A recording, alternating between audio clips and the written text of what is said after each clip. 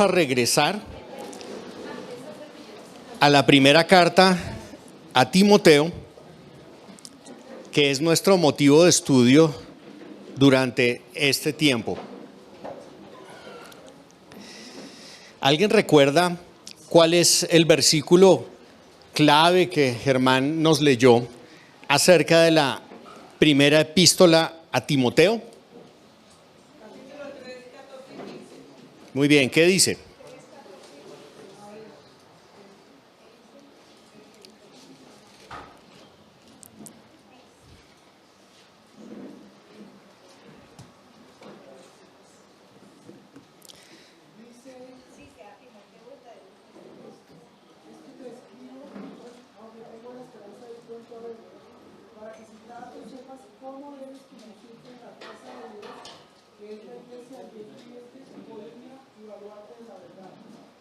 Muy bien, gracias Germán.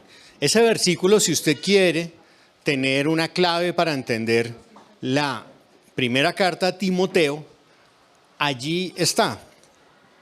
¿Por qué razón escribió Pablo a Timoteo? ¿Para qué? Como dice el versículo 15, capítulo 3, versículo 15. Si tardo, ¿para qué?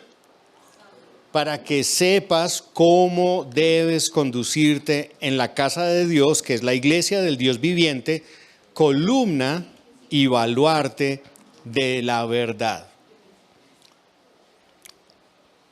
Algunas personas a veces comentan que les gustaría ver en la Biblia cómo realmente es que debe ser la iglesia, como que no hay unos parámetros para la manera como funciona la iglesia.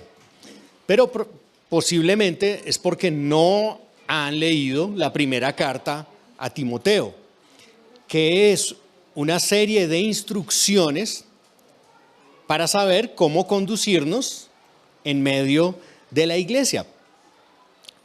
Instrucciones de diferente clase, pero instrucciones con un propósito. Dejar claro que la iglesia es la iglesia del Dios viviente, que es, ¿qué más? Columna y baluarte de la verdad. Es la afirmación de la verdad de Dios, para que nadie se confunda acerca de quién es Dios. Y en el domingo pasado, Germán nos estuvo hablando de los primeros 11 versículos. Recordamos cómo básicamente Pablo escribió esta carta y se la dirige personalmente a su discípulo Timoteo, un hombre más joven que él, al cual llama verdadero hijo en la fe.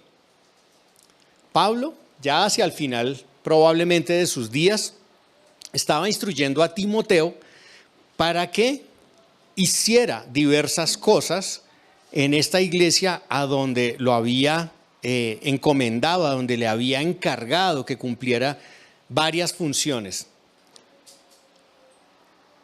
Él lo consideraba un verdadero hijo en la fe, y esto hace alusión a ser un hijo espiritual de Pablo.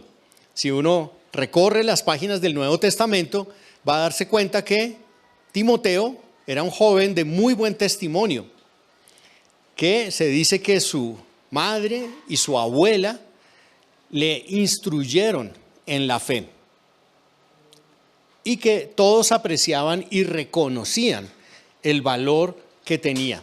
Tal vez por eso es que Pablo lo llama un verdadero hijo en la fe. ¿Cómo quisiéramos tener, yo creo que todos nosotros, un verdadero hijo en la fe? Tener a alguien en quien depositar la confianza de que pueda continuar alabando a Dios, que pueda continuar la obra de Dios, alguien confiable, con una fe genuina. Todos quisiéramos eso. Quisiéramos no solamente eso, sino que nuestros propios hijos conocieran a Dios y siguieran a Dios. que pudieran andar firmes en la fe y pudieran andar en la verdad. Es por esto que Pablo, el apóstol, el que tenía la autoridad para hacerlo, está encargando a Timoteo para que lo haga. Y la primera instrucción que vimos hace 8 días era respecto de ¿qué? ¿Cuál fue el primer encargo que le hizo Pablo a su discípulo Timoteo para que pusiera orden en la iglesia de Éfeso? Correcto. La primera instrucción era que, versículo 3, capítulo 1, mandase a algunos que no enseñasen doctrina diferente. Y esta palabra ahí es muy fuerte.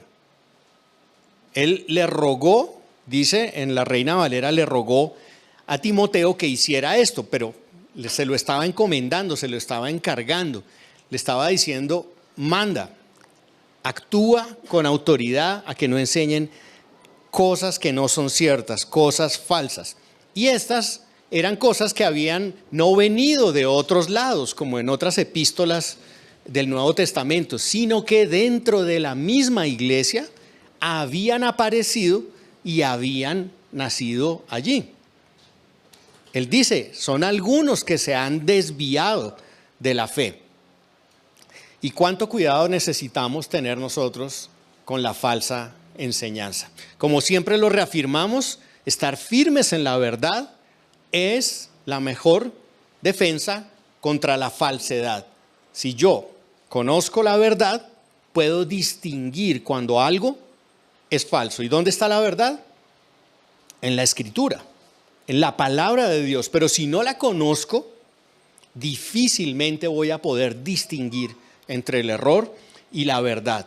Y créanme que al día de hoy hay cualquier cantidad de sectas, de falsas doctrinas, y uno de los medios por los cuales que he visto que más se han infiltrado es por medio del internet. No sé cuántos de ustedes ven predicaciones, escuchan enseñanzas y oyen a uno y a otro y a otro. Pero, o consultan libros ahí mismo en el internet o libros en físico. Ahí hay una fuente de peligro. Debemos estar de acuerdo a la enseñanza del Señor Jesús. Una de las cosas que más repitió en el Nuevo Testamento fue velad. ¿Qué es velar? Abra bien los ojos, esté atento, esté despierto. No sea que termine siendo engañado. Como todo, hay buenos recursos, hay hermanos, buenos maestros, pero no siempre es fácil distinguir esas falsas doctrinas. Esas falsas doctrinas en Primera de Timoteo trataban de diferentes cosas, ¿no? Genealogías, fábulas, mitos, cosas que no tenían soporte a la luz de lo que se conocía de Dios. Y también aparecían personas que malinterpretaban la ley, probablemente legalistas, probablemente judaizantes, que querían que los creyentes obedecieran la ley judía. Hasta el día de hoy los vemos. Personas que estuvieron en esta congregación hoy en día sostienen que deben obedecer la ley judía. ¿Cómo llegaron a esa conclusión? Bueno, por medio de falsos maestros. Así es que estemos alerta. ¿Y cuál es la manera de estar preparados? Afianzados en la verdad. No perdamos oportunidad ni tiempo para estudiar cada vez más la palabra. Luego de ese primer encargo que es tan importante, y van a ver que en toda la epístola constantemente está diciendo: cuiden la doctrina, cuidado con los falsos maestros. Ese es uno de los hilos conductores de esta carta. Pero ahora llegamos al versículo 12 y vamos a estar hoy entre el versículo 12 y el versículo 20, es decir, hasta el final del segundo capítulo. Vamos a leer primero del versículo 12 hasta el versículo 17. Y le vamos a pedir,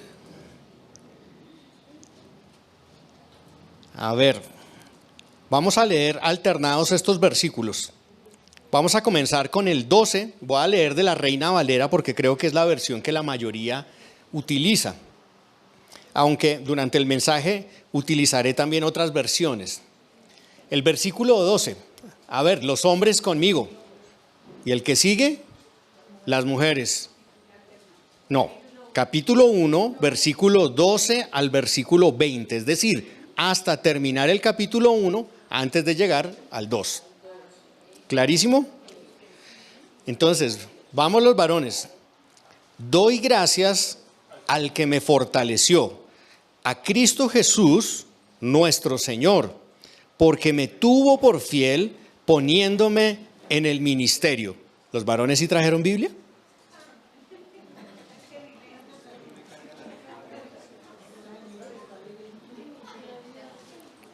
Volvámoslo a repetir. Versículo 12. Doy gracias al que me fortaleció, a Cristo Jesús nuestro Señor, porque me tuvo por fiel poniéndome en el ministerio. 13, las damas.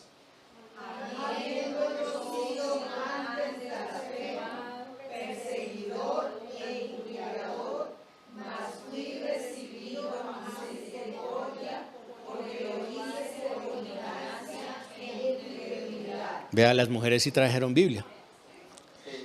Versículo 14. Pero la gracia de nuestro Señor fue más abundante con la fe y el amor que es en Cristo Jesús. 15.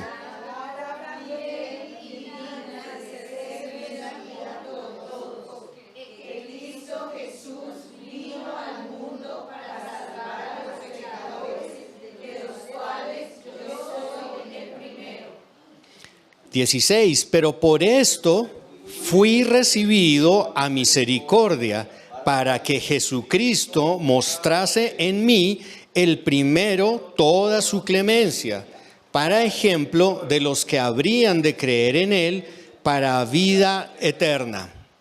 Por tanto, al Rey de los siglos, inmortal, invisible, al único y sabio Dios, sea honor y gloria por los siglos de los siglos. Amén. 18. Este mandamiento, hijo Timoteo, te encargo para que conforme a las profecías que se hicieron antes en cuanto a ti, milites por ellas la buena milicia, manteniendo la fe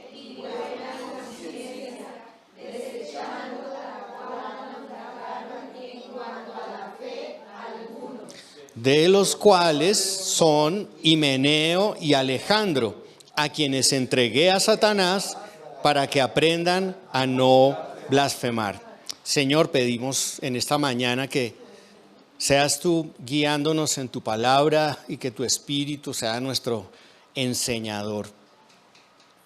Te ruego que por tu Espíritu pueda hablar verdad, a pesar, Señor, de mis limitaciones y a pesar, Señor, de tener un entendimiento limitado.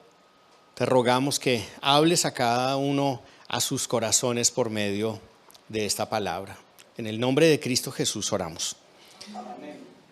Bien, tenemos entonces allí, entre el versículo 12 y el 20, dos secciones. Y estas secciones son, a mi modo de ver, una manera como Pablo estaba animando y perfilando a Timoteo para todo lo que él tendría que hacer. El trasfondo de esta epístola es un hombre mayor, ¿cierto? Experimentado en la fe, apóstol de Jesucristo, animando y estableciendo a su discípulo para que pueda hacer la labor de Dios en la iglesia. Y esta mañana le he colocado este título a este mensaje: un hijo verdadero. Y está basado en el segundo versículo del capítulo 1. ¿Por qué? Porque así fue como Pablo lo llamó: verdadero hijo en la fe. Después de decirle, tienes que detener a estos falsos maestros, tienes que evitar que sigan enseñando mentiras a estos que se han desviado, procede de alguna manera a motivar a Timoteo para que enfrente el liderazgo en esa iglesia y la labor que debe tener. ¿De acuerdo? Entonces, estos primeros versículos hasta el 17 van a ser un ánimo para Timoteo y van a ser un gran contraste con lo que está en los versículos atrás. Atrás todo el tiempo está hablando de la ley y está diciendo que hay unos que tuercen la ley y no saben interpretarla y no saben utilizarla. En contraste con eso, entonces Pablo dice: déjame contarte, Timoteo, en mi propia experiencia, que la ley no es la que salva, es la gracia. La gracia de la que estuvimos cantando esta mañana aquí. No sé cuántos de ustedes conocen el país de Rumania. ¿Alguien sabe algo de Rumania? Nada. Es conocido como una isla latina en un mar eslavo, porque es el único país de la zona de Europa del Este que tiene lengua parecida al español. Sí, es cierto. Como siempre, Omar nos sorprende con sus apuntes culturales. Rumania era un país, como dice Omar, en medio de los eslavos, del antiguo bloque comunista. Pero a medida que ese bloque se deshizo y cayó, por allá en 1989, su dictador, Ceausescu, fue fusilado debido a la rebelión que se levantó en Rumania. Y comenzaron a descubrir bajo esos regímenes cosas terribles que sucedían allí debajo. Una de las cosas que descubrieron es que había unos hogares como para huérfanos, unas especies de orfanatos, porque este dictador promovió la natalidad porque quería que creciera la población en su país. Pero tenía unos orfanatos a donde enviaba, les llamaba entre comillas hogares, a todos los niños que nacían con discapacidades, a todos los que tenían algún tipo de discapacidad, fuera físico o mental. Y esos niños quedaban allí abandonados, quedaban en el olvido, eran realmente menospreciados por ser down, por tener una enfermedad congénita, por tener un retraso mental. Tenían menor valor que todos los demás niños. ¿No le parece muy triste? Cuando los encontraron, estaban en condiciones deplorables. ¿Qué hace que una persona valga más que otra persona?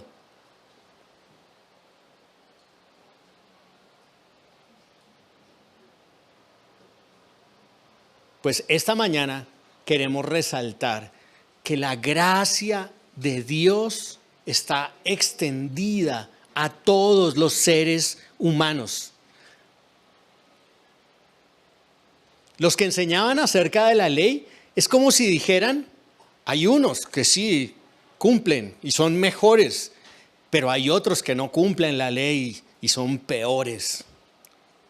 Hay unos que son más santitos y otros que son muy pecadores.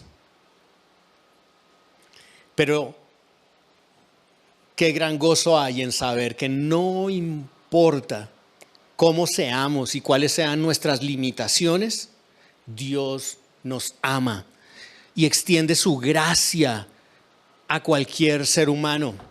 Cada criatura, no importa que haya depositado su fe en Cristo o no, tiene dignidad y debe ser tratada con amor y con respeto. ¿Por qué? Porque fue creada a imagen de Dios.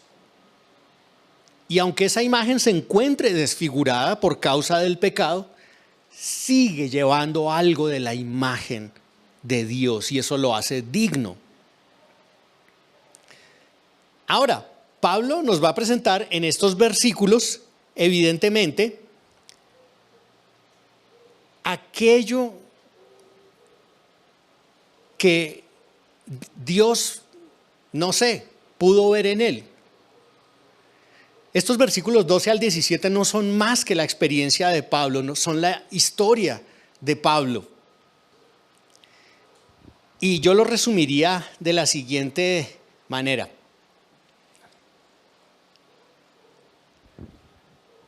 Todas las características de Pablo, antes de que Dios le concediera su gracia, ¿cuáles eran? Él dijo, blasfemo, perseguidor, insolente, injurioso, depende de qué versión lo lean, son palabras sinónimas. Incrédulo, ignorante. ¿Y sabe qué concluyó diciendo en el versículo 15 y 16? Él dijo, yo soy el primero de los pecadores. Soy el peor de los pecadores. Qué raro. ¿Pablo no era un apóstol? ¿No era un hombre de Dios? ¿No era el hombre más espiritual? Tal vez el más influyente en todo el Nuevo Testamento. Pablo. Pero, ¿cómo le dispensó su gracia a Dios? En el versículo 12 dice que lo consideró fiel.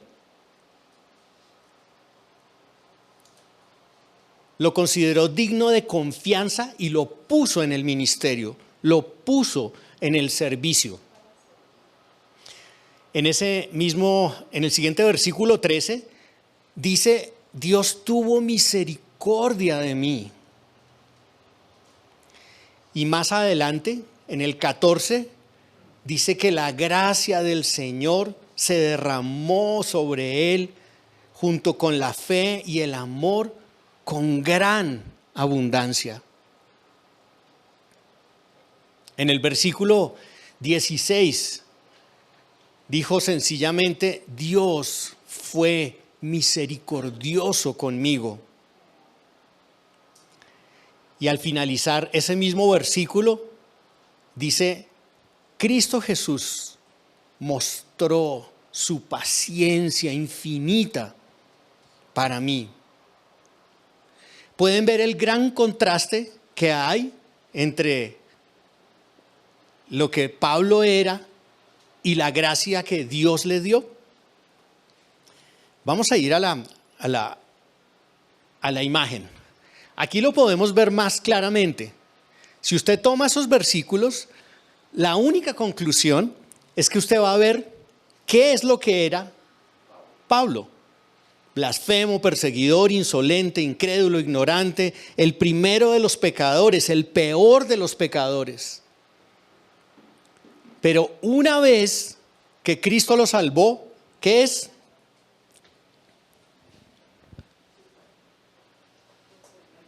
Ahora es un hombre fuerte,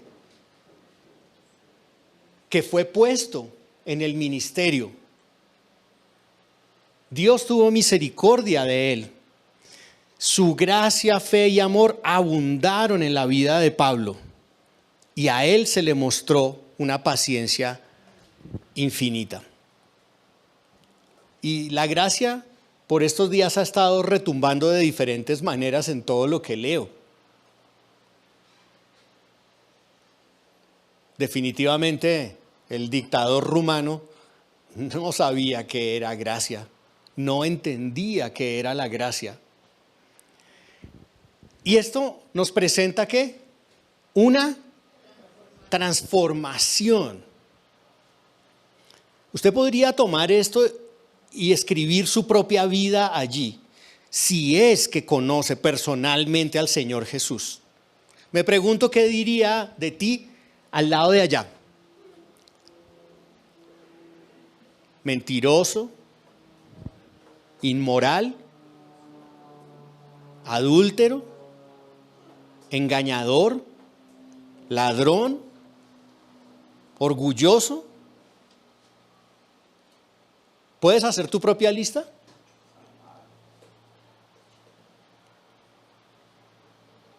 ¿Cuánto duele recordar el pecado, cierto? Y podrías tú como Pablo decir, no, Pablo, no eres tú, soy yo. Soy yo el peor de los pecadores. ¿Podrías competir con Pablo y decirle, no, te equivocas, Pablo? El primero de los pecadores no eres tú, soy yo. ¿Cómo un hombre como Pablo, que conocía a Dios, podía decir, yo soy el peor de los pecadores? Bueno, mi explicación para eso es que mientras mayor piedad y santidad hay y mayor cercanía hay a Dios, mientras más cerca estás de Dios, mejor ves quién eres tú. Y a medida que te vas acercando, te vas dando cuenta que eres peor y peor. ¿Por qué? Porque puedes ver la santidad de Dios. ¿Sabes por qué a veces no nos interesan algunos pecados que cometemos? Porque desconocemos la perfección de Dios, la santidad de Dios. Pero cuando estamos en su presencia y cuando estamos allí y lo vemos más cerca y vemos su belleza, su amor, cómo nos ha salvado, cómo entregó a su Hijo, entonces ¿cómo nos sentimos? ¿Muy orgullosos de lo que somos? No, cada vez nos sentimos más pequeños. Mientras Él se hace más grande, nosotros nos volvemos más pequeños y más pequeños y más pequeños. Porque mientras más conoces a Dios, más consciente eres de que no eres nada y que no mereces nada de Dios. Te invito a escribir tu testimonio y haz el ejercicio. Pon tu pasado aquí y pon tu presente acá. ¿Cómo has experimentado lo que el Señor ha hecho en tu vida? ¿Creías que podrías hacer algunas de las cosas que hoy en día haces o las que Dios quiere que hagas? Eso solo es posible por lo que Dios hizo en su vida. Ustedes sí saben que Pablo era asesino de cristianos, torturador, el peor de todos ellos. Y si Dios perdonó a Pablo, ¿no podrá perdonarnos a nosotros? Si hoy tienes una culpa, si hoy te sientes culpable por algo, ven a Cristo, entrégalo a Él, ponlo a sus pies y Él te transformará y cambiará eso en todas las muestras de su gracia. No tienes que estar de ese lado. Ven a Cristo y entrégale tu vida a Él. Ahora, en semejante contraste, ¿qué dice Pablo? Pablo se limita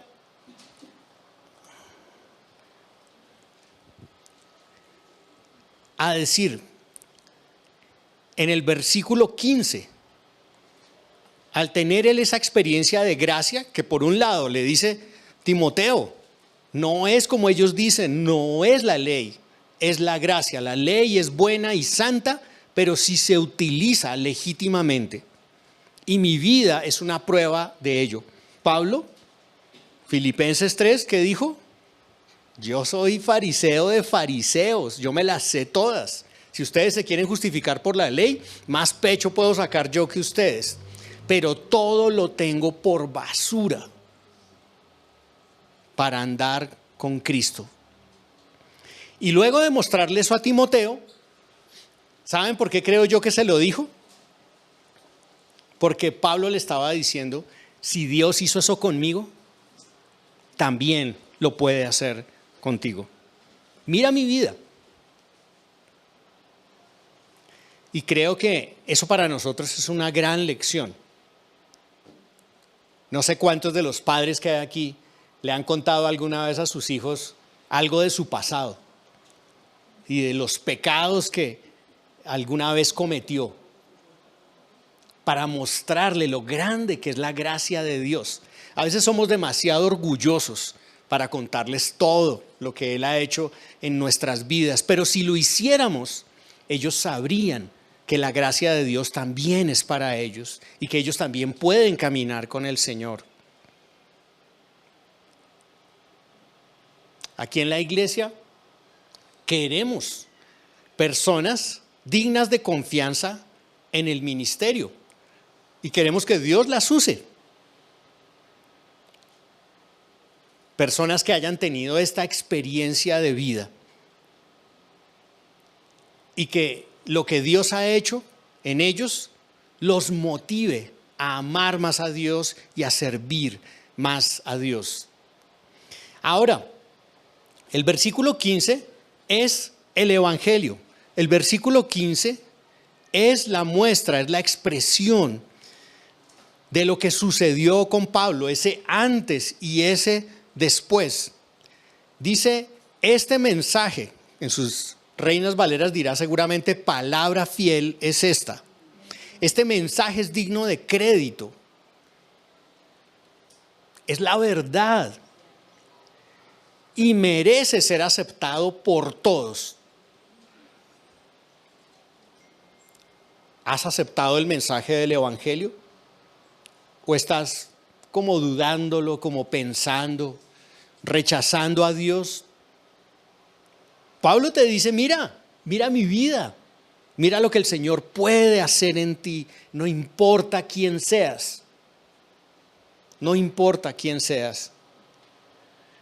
Así es que merece ser aceptado por todos, merece ser escuchado. Las personas deben escuchar lo que ha hecho Cristo en tu vida, debes contárselo.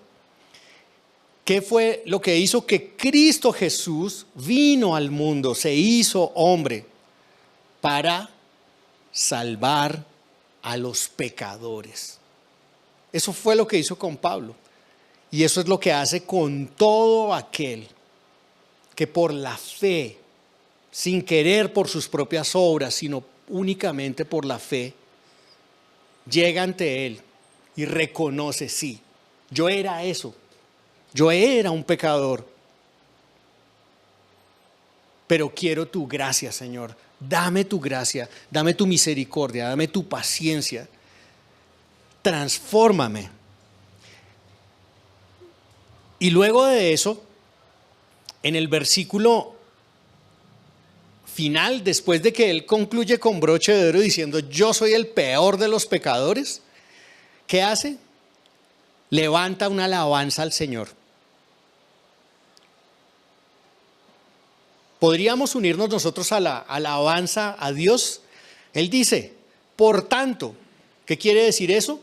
Por lo que Él ha hecho en mi vida, porque me ha transformado, porque envió a Cristo a morir por mí, al Rey eterno, al inmortal, al invisible, al único Dios. ¿Qué hacemos? Le damos el honor y la gloria por siempre.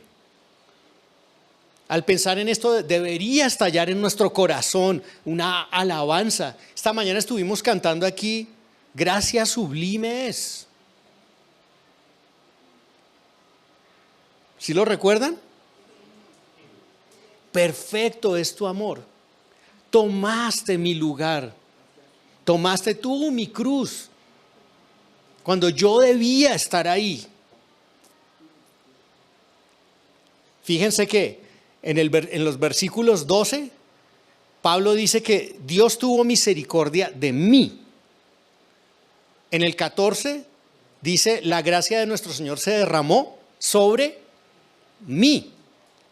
En el versículo 16 dice, Dios fue misericordioso conmigo, sobre mí, para mí. Esto quiere decir que Jesús era de Pablo, era suyo. ¿Jesús es tuyo o es solo una historia más que conoces? Tú puedes decir, Él es mi Salvador, Él me dio su gracia, me tuvo por fiel. ¿Puedes decirlo en primera persona? Si esa es la realidad, no tienes sino que vivir una vida de adoración para Él. Y eso creo yo que tiene también algunas implicaciones, algunas que ya hemos nombrado y otras que podemos todavía nombrar. La primera de ellas, a los corintios Pablo también les escribió que él era de los peores pecadores, pero les dijo, pero por la gracia de Dios soy lo que soy. Por la gracia de Dios soy lo que soy. ¿Eso qué quiere decir? Que Dios usa pecadores. ¿Tú eres un pecador? ¿Hay alguno aquí que no sea pecador? Si hay alguno que considere que no es pecador, no entiende el Evangelio y no conoce a Dios. Pero si tú eres pecador, Dios te puede usar. ¿No usó a Pablo siendo lo que era? Y no solamente puede, sino que quiere usarte. Permítele al Señor que te use. Él te va a transformar, te va a dar confianza. A veces tendemos a tal vez descalificar a una persona cuando no hace las cosas bien. Nos pasa lo del dictador rumano. Le decimos al hijo, no, está mal hecho, no, eso no se hace así.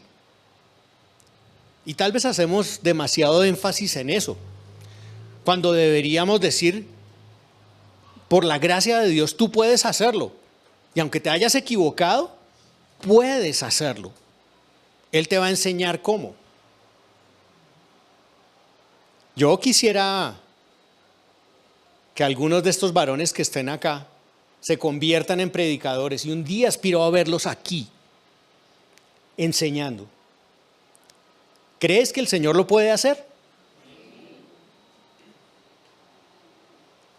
Parece que las mujeres creen más en ustedes.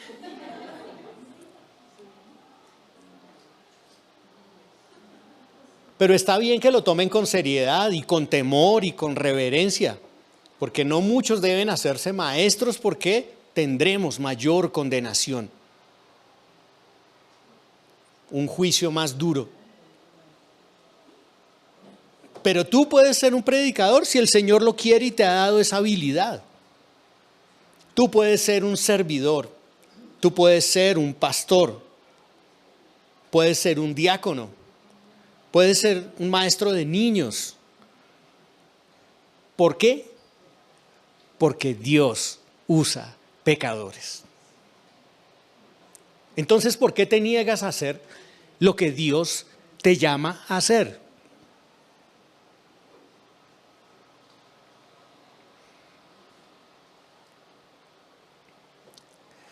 Otras implicaciones. La convicción de pecado aviva el fuego en el que has sido salvado.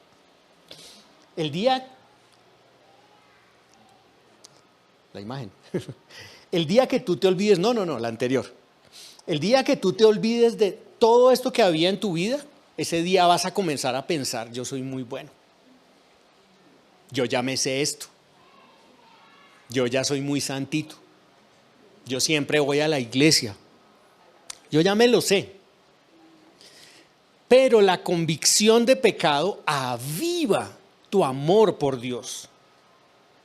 Jesús le contó a los fariseos una historia en la que les preguntó, si a este hombre, si a esta persona se le ha perdonado una deuda de 100 denarios y a esta otra se le ha perdonado una de 1000, ¿quién creen que ama más?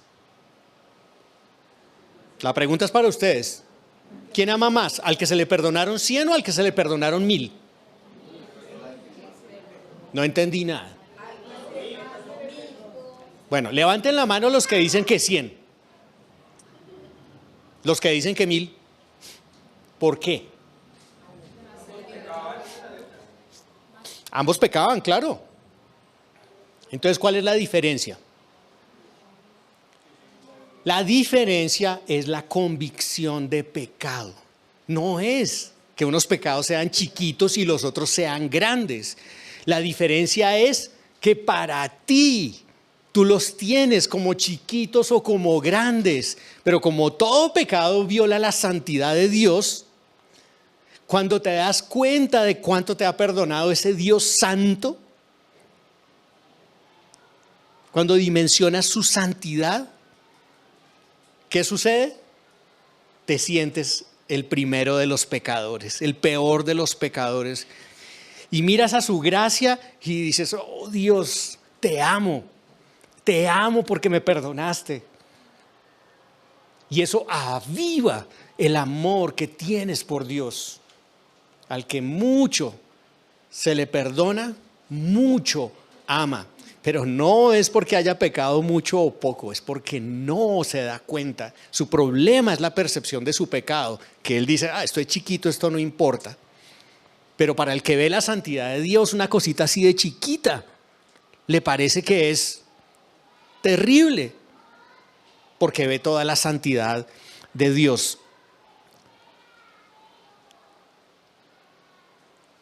Así es que no olvides de dónde te sacó el Señor, y eso te mantendrá humilde, te hará fiel, mirando a su gracia, podrás llevar al frente cualquier labor que Él quiera encargarte. Ahora, dijimos que hasta el versículo 17, ¿qué estaba haciendo Pablo? Estaba contándole su testimonio, su experiencia. ¿A quién? ¿Para qué se la contó? Como ejemplo de que no vuelva a pecar a Timoteo. Como ejemplo de que no era la ley, sino la gracia. Y como ejemplo de que Timoteo podía asumir lo que se le estaba encargando. Si lo había hecho con Pablo, podía hacerlo también con Timoteo. Que muchos testimonios nos animen a nosotros a caminar con el Señor y a ver que otros ya han caminado delante de nosotros y lo han podido hacer.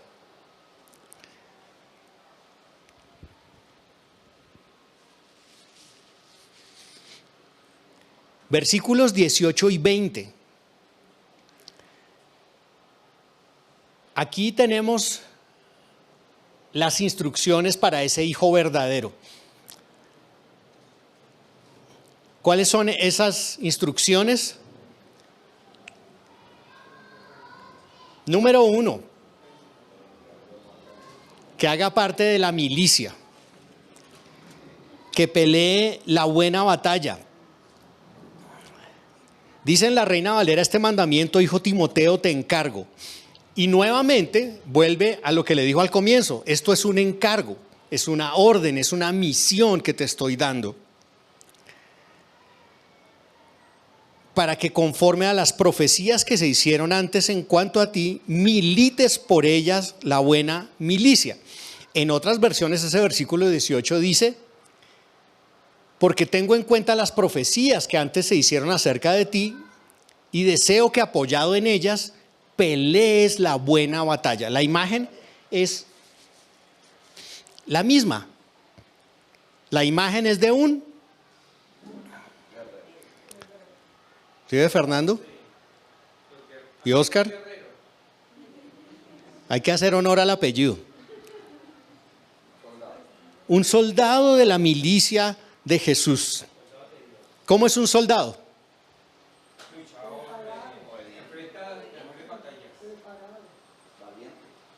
Se levanta tarde, no va a la reunión de oración. Eso, ay, que no, qué jartera. Y eso que voy a ir por allá, en el salón que hace un sol.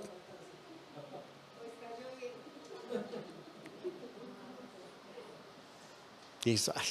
¿Un soldado qué hace? Se entrena, hace ejercicio. A un soldado lo ponen en condiciones extremas para que se prepare para la batalla. Hacen de él un luchador. ¿Qué le está diciendo Pablo a Timoteo? Esto de ser cristiano y de servir al Señor no es así como tan... ¿Para qué te voy a decir mentiras? No, hay que tener el cuero duro, hay que caerse y volverse a parar, y hay que persistir, y hay que volver otra vez, pero pelea la buena batalla. A esa batalla fuiste llamado. Tal vez por eso es que Pablo, ahí en el versículo 18 comenzando, le dice que tenga en cuenta las profecías que se hicieron acerca de él. Que probablemente para el tiempo en el que esto fue hecho, por no tener la escritura completa, sí habían profetas que traían mensajes de Dios. Y tal vez uno de esos mensajes es que Timoteo iba a asumir responsabilidades y liderazgo en esa iglesia en Éfeso. Modernamente es lo que se conoce como una encomendación. La imposición de manos que algunas Biblias nombran se refieren a la confianza que se deposita y el respaldo que se le da a una persona para que asuma una responsabilidad. Le está diciendo, como más adelante le va a decir, tienes que avivar el fuego del don que hay en ti. No vas a salir corriendo porque los soldados de Cristo no hacen eso. ¿Qué vida estamos viviendo como cristianos? Esto de pelear la buena batalla, esto no es solo para pastores, ni era solo para Pablo. Es para ti y para mí. ¿Qué actitud tenemos? Tenemos actitud de, estamos de vacaciones, estamos descansando, estamos relajados, relax. O tenemos la actitud de un soldado. Aquel que es llamado a hacer la obra y quiere servir a Dios, no importa en dónde esté, necesita disciplinarse. ¿Qué más necesita? Dice ahí también que debe mantener la fe. En el versículo 19 dice, manteniendo la fe y la buena conciencia. Ahora, parece pues muy evidente que debe ser una persona, Timoteo debe ser una persona de fe, de convicción, que cree en lo que está haciendo, que confía en el Señor y que también mantiene la fe manteniendo la verdad, porque el compendio de fe está en la palabra, en la Biblia. Debe mantenerse allí. ¿De qué clase es tu fe? No, eso yo no creo que eso se pueda hacer. No, yo creo que eso va a salir mal. Mejor no hagamos nada. Ay, ¿será que voy y le comparto el evangelio a este vecino, a este señor, o a mi hermano, o a mi papá, a mi mamá? ¿Qué tal que se ponga bravo? No, yo como que mejor no le digo nada porque no. Asumir responsabilidades, no, eso es como muy difícil. Ya les he contado varias veces que yo me casé por fe, ¿cierto? ¿No? Sí les he contado, claro. Les he contado. Yo no me quería casar. Tenía pánico al matrimonio, decía, si yo tan pecador me junto con otra pecadora, ¿qué va a resultar de todo eso? Me sentía incapaz. Me sentía incapaz de asumir un matrimonio, sostener una familia, criar unos hijos, pero como se debe. Yo tenía pánico, no podía escribir los votos, no sabía cómo escribirlos. Y hasta el último momento, antes de llegar al altar, dije, Señor, si tú no quieres, no, si tú no quieres, no, que diga que no, que diga que no. Yo apostaba más por el no que por el sí. Pero la única manera en que el Señor me convenció de ello fue cuando me dijo, es por fe. Porque si tú te miras a ti mismo y piensas en quién tú eres, vas a salir corriendo. Pero es por fe, es por mi gracia, yo lo voy a hacer. Soy yo quien lo va a hacer.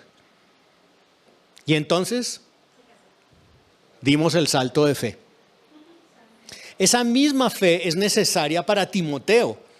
¿Cómo podría él enfrentar los falsos maestros y todos los retos que tenía si no creía que Dios estaría con él y avanzaría con él? ¿Estás temeroso ahorita de asumir algo? Ojo, en el contexto, ministerio, para Dios. Ay, no, eso como que no es para mí. No, yo como que no tengo el tiempo para eso. No, es que yo en esta etapa de mi vida, si no es porque soy muy joven, es porque soy muy viejo, si no es porque yo no, yo sí. ¿Por qué no das un salto de fe y asumes aquello a lo que Dios quiera llevarte? Él te va a transformar, Él te va a capacitar, pero necesitas tener fe.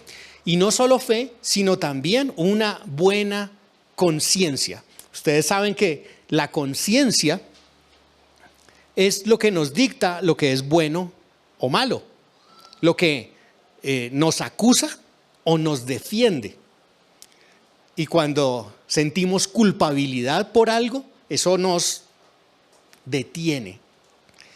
Así es que no basta solamente con tener estos otros consejos de Pablo, sino hay que tener una buena conciencia que viene, como nos dijo Germán el domingo pasado, de un corazón puro. En esa imagen ustedes ven, ¿qué ven en esa imagen de conciencia? El timón, la barca, para la dirección donde va la barca.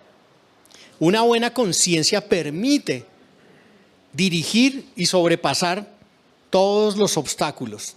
Pero coloqué un timón de barco porque al terminar este pasaje, Pablo le da estos consejos a Timoteo, pero le dice, ojo, ojo porque por no hacerle caso a su conciencia, algunos han naufragado en la fe. Y le nombra a dos de ellos, Himeneo y Alejandro. ¿Qué sucedió con ellos? Su conciencia se debilitó, probablemente se cauterizó. Yo pienso que eran creyentes, pero fueron disciplinados por Dios a través de Pablo. ¿Qué hizo él? Los entregó a Satanás. Pienso que eran creyentes porque para comenzar, si no fuesen creyentes, eran hijos del diablo. Eran hijos del príncipe de la potestad del aire, del príncipe de este mundo. Entonces, ¿para qué le vamos a entregar a Satanás algo que ya es de él? Eso no tiene sentido. Creyentes que se desviaron y fueron sacados de la iglesia. ¿Para qué? Fueron sacados de la protección de la iglesia para que Dios tratara con ellos. Así es que también le instruye Pablo a Timoteo acerca de lo necesario de la disciplina en la iglesia. Cuando hay engaño, cuando hay desvío, cuando hay pecado, hay que tratarlo. Obviamente, esto es una medida extrema. Esto es la excomulgación, es la expulsión de la iglesia de una persona. ¿Por qué? Porque no quiere arrepentirse de su pecado. Pero como todos nosotros somos tan dóciles y nos arrepentimos rápidamente de nuestro pecado, pues no nos pasa nada. La gracia del Señor nos cobija y entonces caminamos con el Señor. ¿Qué hemos visto en esta mañana? Hemos visto que podemos y debemos asumir el rol como el de Timoteo en cualquier área de la iglesia que Él nos haya dado. Si Pablo lo hizo, Timoteo podía hacerlo. Imagínense, si yo he podido, ustedes sobrados pueden hacerlo. Señor, queremos darte gracias en esta mañana por tu palabra y queremos ser nosotros hijos verdaderos en la fe como Timoteo. Te agradecemos la obra que has hecho en nosotros y rogamos, Señor, por cualquiera en este salón que no te conozca, que no haya experimentado ese perdón, que no haya visto cómo realmente es de pecador y cómo eso lo puede conducir sencillamente al castigo eterno, para que se rinda a ti, a tu gracia, a tu amor en Cristo Jesús por medio de la fe. Oramos, Señor, porque podamos nosotros seguir motivando e incentivando a otros a asumir el rol en la siguiente generación, como Pablo lo hizo con Timoteo, que lo hagamos con nuestros hijos, que lo hagamos con los creyentes más jóvenes, para que un día ellos continúen la obra. Pedimos, Señor, que nos guardes del error. Ayúdanos a tener discernimiento espiritual. Ayúdanos también a tener conocimiento y estudio de tu palabra. No queremos ser engañados, no queremos desviarnos tampoco. Lo que deseamos, Señor, es que en la experiencia de gracia que hemos tenido, al vivir adorándote, Señor, cada vez que nos reunimos y cada vez que tenemos oportunidad, podamos seguir aprendiendo de cómo ser buenos soldados de la fe, de cómo nuestra fe puede crecer y puede madurar. Te pedimos, Señor, por aquellos que pueden estar débiles, que pueden estar siendo zarandeados como Pedro, para que su fe no falte, Señor. Avívalos, renuévalos, transfórmalos, que seamos una iglesia llena de pasión y de deseo por ti, de agradecimiento, Señor, por lo que has hecho en nuestras vidas. Te rogamos que podamos ser una iglesia que en realidad refleje la verdad, aun cuando sea necesaria la disciplina para cualquiera de nosotros, que tengamos ese amor. Lo pedimos en el nombre de Cristo Jesús. Amén.